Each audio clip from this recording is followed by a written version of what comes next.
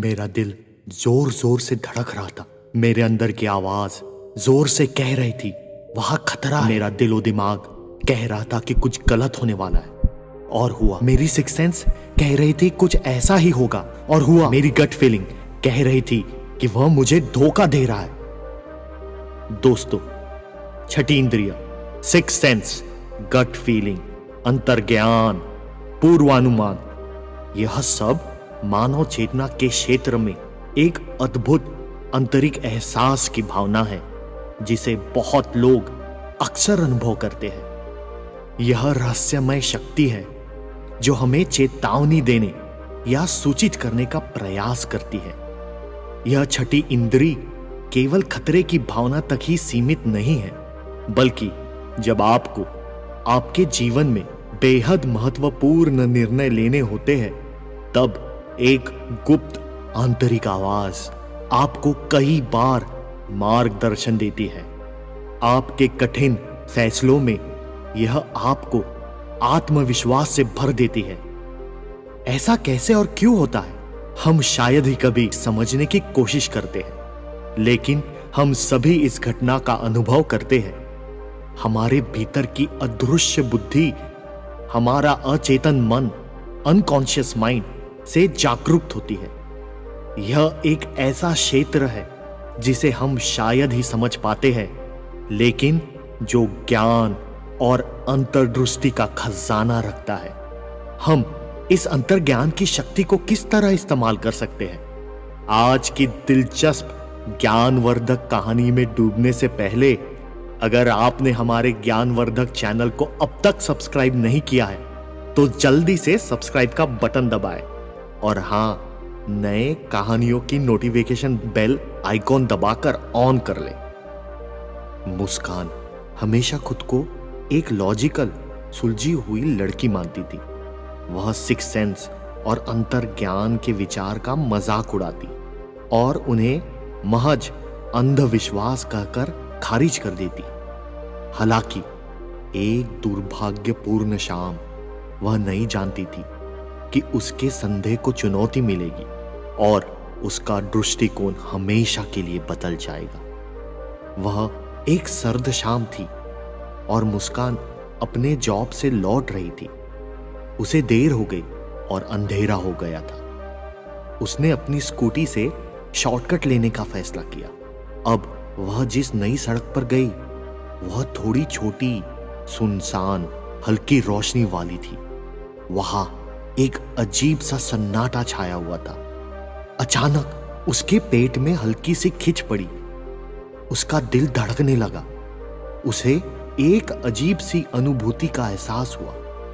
उसने सोचा कि अंधेरा और उसके थके हुए दिमाग के कारण यह हो रहा है, और वह उस शॉर्टकट पर चलती रही। फिर यह फिर से हुआ। उसे ऐसा एहसास होने लगा कि कोई चीज उसे सचेत करने की कोशिश कर रही है, मानो उसे पीछे मुड़ने के लिए कह रही हो। लेकिन उसने जारी रखने का फैसला किया। अभी वह आधा ही किलोमीटर चली थी कि उसके दिल की धड़कन तेज हो गई और उसके पूरे शरीर में कपकपी दौड़ गई जब उसने देखा दो मर्द, एक सड़क के किनारे पड़ा था और दूसरा सड़क के बीच में मदद के लिए हाथ लहरा रहा था। केवल 50 मीटर की दूरी पर। आसपास कोई नहीं था। रुकने और मुड़ने का समय भी नहीं था। उसका दिल और दिमाग एक लड़ाई में उलझ गए। क्या उसे मदद के लिए रुकना चाहिए? अगर नहीं, तो सड़क पर खड़े आदमी का क्या करे? वह उसे टकरा सकती थी। वह उसे रोक रहा था। उसका दिल तेजी से धड़क रहा था, इतना तेज कि जैसे उसका दिल छाती को फाड़ कर बाहर आ जाए। अब उसकी आंतरिक आवाज ने जैसे चिल्लाया, खतरा, और तेज। इस बार उसने अपनी अंतरात्मा की आवाज सुनी। उसने एक्सेलरेटर को फुल स्पीड पर कर दिया। जो आदमी सड़क के बीच में खड़ा था, वह एकदम चौंका। वह इसके लिए तैयार नहीं था। स्कूटी बड़ी तेजी से उसकी ओर आ रही थी। वह तेजी से सड़क के किनारे कूदा। किसी तरह मुस्कान बहुत तेजी से उसके पास से निकली। उसने राहत की सांस ली और पीछे देखने के लिए अपना सिर घुमाया। उसने देखा कि दूसरा व्यक्ति जो लेटा हुआ था उठा और दोनों उसे गालियां दे रहे हैं। यह एक जाल था। वह बड़ी मुसीबत में फंसने वाली थी, लेकिन अब उसे समझ आ गया था कि उसके अंदर कोई चीज आने वाले संभावित खतरे को देख रही थी और उसे पूरे समय सचेत करने की कोशिश कर रही थी। वह घर पहुंची और उसके माता पिता ने पुलिस को इस घटना की सूचना दी। बाद में पता चला कि वे 2 लोग पकड़े गए। वह अपराधी थे। महिलाओं, लड़कियों को फंसाने के लिए अलग अलग हथकंडे अपनाते थे। इसके बाद के दिनों में मुस्कान उस घटना के बारे में सोचना बंद नहीं कर पाई। वह सहम गई थी।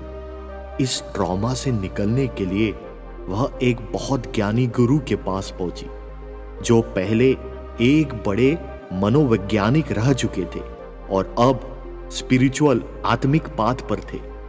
गुरुजी को प्रणाम कर उसने अपनी सारी कहानी बताई और कहा, गुरुजी, मैं जानना चाहती हूं कि मेरे साथ क्या हुआ। गुरुजी ने कहा, बेटी, यह आंतरिक भावना एक शक्ति है जो एक रक्षक की तरह हमारी मदद करती है। किसी में यह ज्यादा और किसी में यह कम विकसित होती है। मनोवैज्ञानिक लंबे समय से इस जन्मजात क्षमता से आकर्षित रहे हैं। यह एक प्राचीन प्रवृत्ति है जो जीवित रहने के लिए हमारे भीतर विकसित है। इंग्लिश में इसे gut feeling, six sense, intuition कहते हैं। हिंदी में अंतर्ज्ञान, पूर्वानुमान, छठी इंद्रिय। हमारा ग्रंथ इसे प्राज्ञा कहता है। यह सर्वश्रेष्ठ ज्ञान है जिसको कभी कभी हम चखते हैं। मेरे वर्षों के साइंस और ग्रंथों के अध्ययन के बाद यह मान्यता है कि इसे महज अंधविश्वास कहकर खारिज करने के बजाय इसकी आवाज को सुनने और सही इस्तेमाल करने की जरूरत है। कई लोग हमारे अंतरात्मा की आवाज को सुनना बंद कर देते हैं। उनके अंदर की आवाज बार बार उन्हें कहती है कि वह सही रास्ते पर नहीं चल रहे, पर वो लालच, वासना, अज्ञानता का शिकार होते हैं और इसे नजरअंदाज करना चुनते हैं, जो बाद में उन्हें भारी पड़ता है। आपका मन लगातार बड़ी मात्रा में जानकारी जागरूक होकर जमा तो करता है, मगर आपको अचरज होगा कि यह तब भी जानकारी इकट्ठा करता है जब आप सचेत नहीं होते। ऐसा क्यों होता है कि आप ऑफिस से घर, घर से ऑफिस एक रोबोट की तरह पहुंच जाते हैं, फिर अचानक सोचते हैं कि पूरे रास्ते आपको ध्यान ही नहीं आपने कैसे ड्राइव किया, आपको याद नहीं। यह इसलिए क्योंकि तब आपका असचेत मन, अनकॉन्शियस माइंड ऑन होता है। जब साइकियाट्रिस्ट हिप्नोटाइज करते हैं तो वह पेशेंट को उनके कॉन्शियस और अनकॉन्शियस माइंड दोनों से जानकारी निकालने में मदद करते हैं। ऐसा लगता है कि इस अचेतन मन के भंडार में हमारी सचेत जागरूकता से बच निकलने वाली जानकारी, संकेतों और पैटर्न को संसाधित करने की एक अद्भुत क्षमता है। परिणाम जानने की एक अकथनीय शक्ति, एक आंतरिक भावना जो हमारे निर्णय और कार्यों को मार्गदर्शन करती है।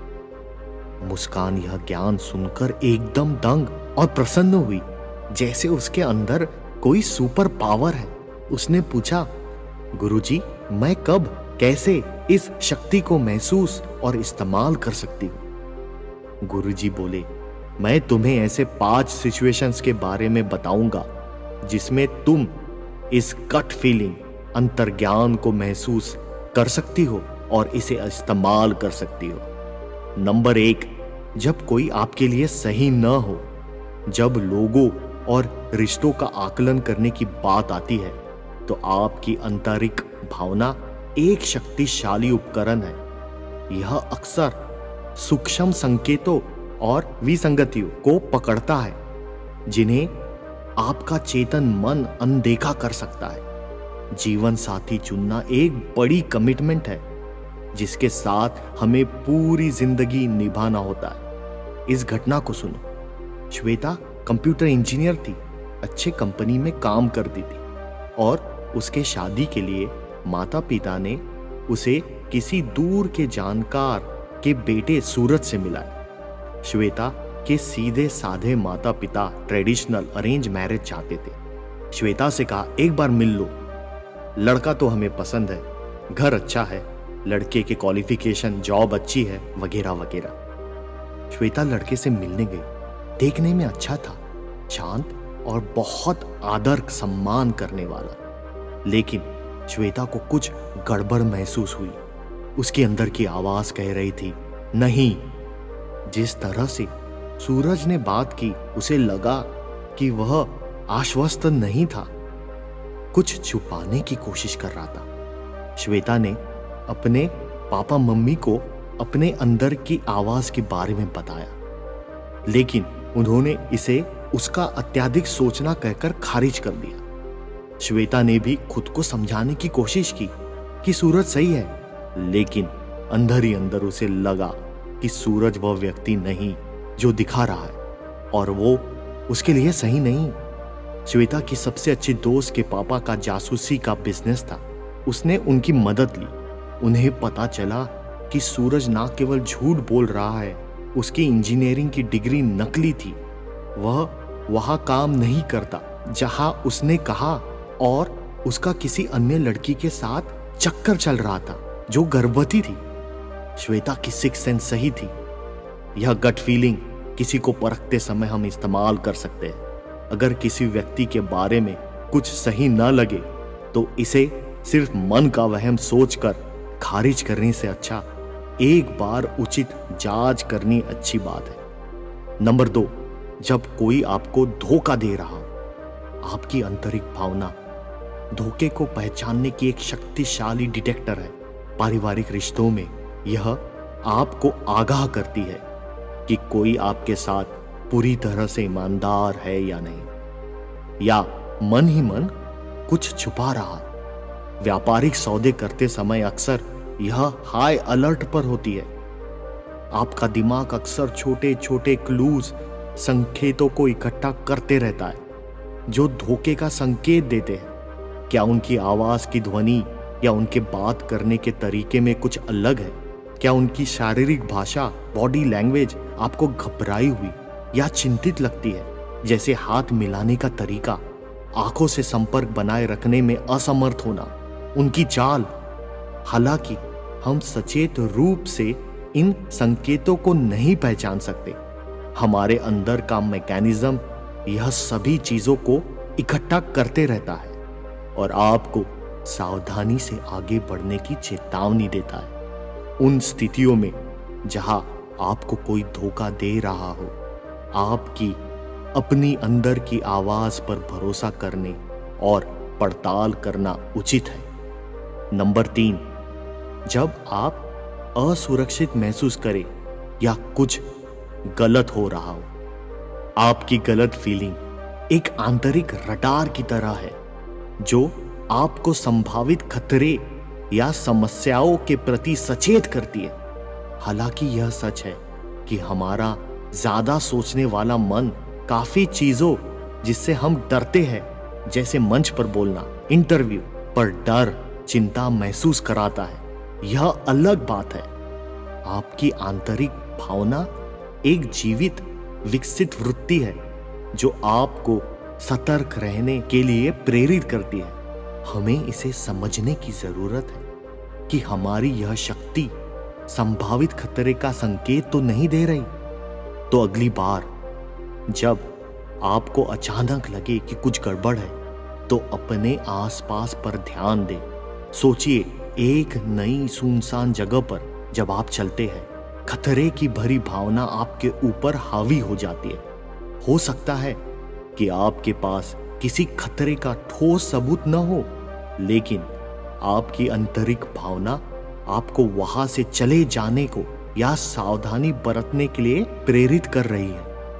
असुरक्षित महसूस करना सबसे शक्तिशाली और तात्काल संकेतों में से एक है जो आपकी सिक्स सेंस आपको महसूस करा दिए, जो आपको नुकसान के रास्ते से दूर रखने के जल्दी निर्णय लेने में मदद कर सकता है, चाहे वह संभावित खतरनाक स्थिति को छोड़ना या मदद मांगना हो। नंबर 4, जब आप अस्वस्थ महसूस करें, आपकी आंतरिक भावना सुरक्षा या रिश्ते के मामले तक ही सीमित नहीं है, यह आपके स्वास्थ्य पर भी आपको संकेत देती है। याद कीजिए कि एक सुबह जगने पर आप पूरी तरह से ठीक महसूस कर रहे हैं, लेकिन एक अकथनीय बेचैनी का एहसास आपके ऊपर हावी था। हो सकता है कि आप में कोई विशिष्ट लक्षण न हो, लेकिन कुछ ठीक नहीं लग रहा हो। इस परिदृश्य में आपका शरीर सूक्ष्म परिवर्तनों या बीमारी के शुरुआती लक्षणों का पता लगा सकता है, जो अभी तक स्पष्ट लक्षणों में प्रकट नहीं हुए हैं। आपकी यह शक्ति आंतरिक आत्मनिगरानी, बॉडी स्कैनर का एक रूप है, जो आपको अपने शरीर पर ध्यान देने और यदि आवश्यक हो तो आराम या चिकित्सा सलाह लेने के लिए प्रेरित करती है। सुने कि आपका मन आपको क्या कहना चाह रहा है।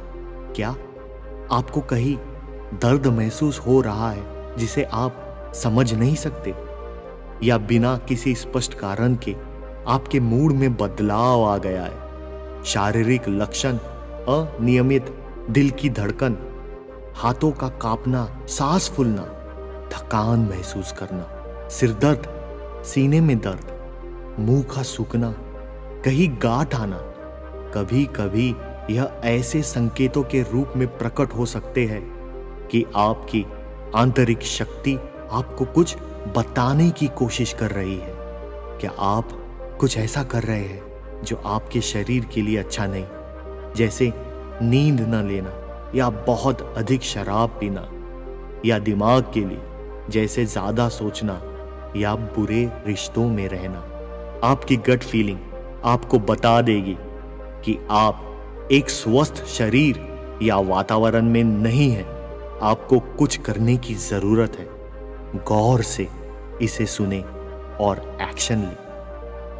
नंबर 5, जब आप पता लगा ले कि आप क्या चाहते हैं। आंतरिक भावनाएं हमेशा खतरे से बचने या चुनौतीपूर्ण परिस्थितियों में निर्णय लेने के बारे में नहीं होती।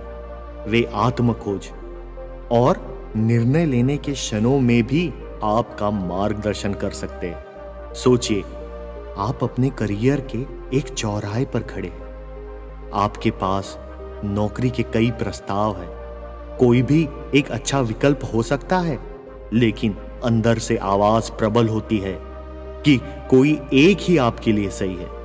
आपकी आंतरिक भावना आपकी आंतरिक इच्छाओं और मूल्यों को पूरा करती है, जो आपको जीवन में खुशी देगा।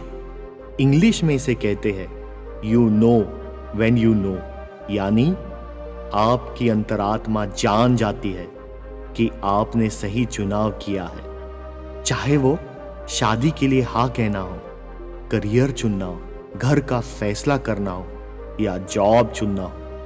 कभी कभी हम अपने जीवन के सबसे बड़े निर्णय कुछ ही क्षणों में लेते हैं, जब स्पष्टता की एक भावना हम पर हावी हो जाती है और हमें वह रास्ता दिखाती है। तरकीब बस अपने अंतर्ज्ञान को समझना और उसे सुनने को सीखने में है। जब आप यह पता लगा ले कि आपको जीवन में क्या चाहिए, तो अपने मन पर भरोसा करना जीवन के बड़े निर्णय लेने का एक शक्तिशाली तरीका है।